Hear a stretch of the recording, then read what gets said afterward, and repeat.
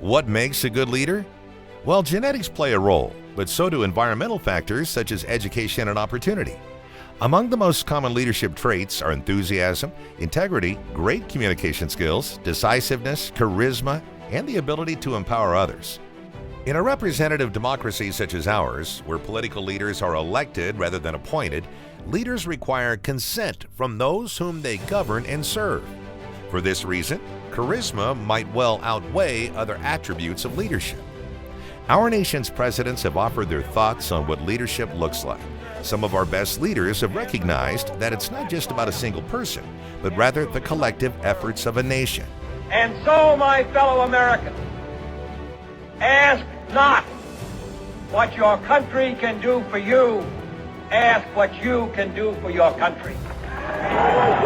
President Lyndon B. Johnson said, "There are no problems we cannot solve together, and very few that we can solve by ourselves."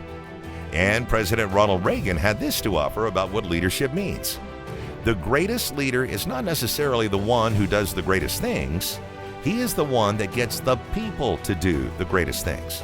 A 2020 poll asked respondents about the qualities they wanted in a president.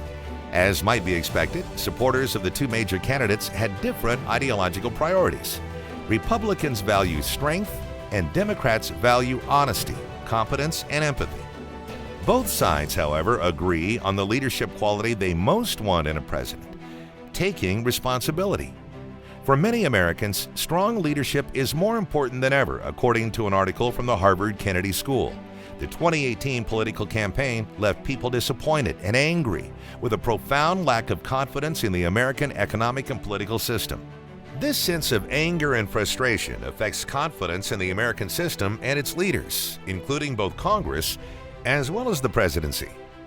Our entire political process depends on not just our elected leaders, but also on institutions and traditions of civil society.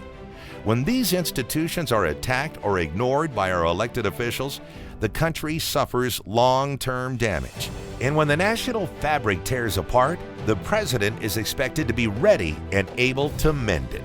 But it's important to remember that no one person can possibly represent all of the varied and often competing interests of 327 million citizens. The Bible has much to say about leadership. In Deuteronomy 1, God saw that the oversight of the people was too great for one man, and instructed Moses to select wise and experienced men to be leaders who were selected by Moses but appointed by God. Those who would presume to lead have an awesome responsibility. Hebrews 13:17 says, "Obey our leaders and submit to them, for they are keeping watch over your souls. As those who will have to give an account, let them do this with joy and not with groaning, for that would be of no advantage to you." Knowing and remembering that God is in control helps us to understand the responsibility of leadership. With this in mind, here are 4 prayer points to help you as you pray for the right leadership for our country.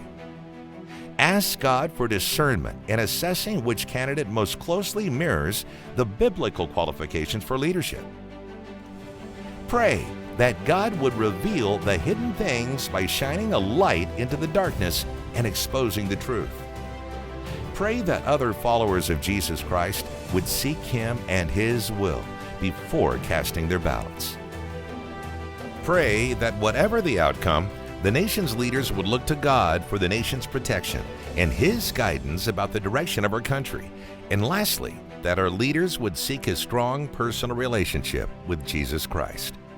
For additional guidance and prayer points to help you during this election season, access our free prayer resources online at praythevote.org.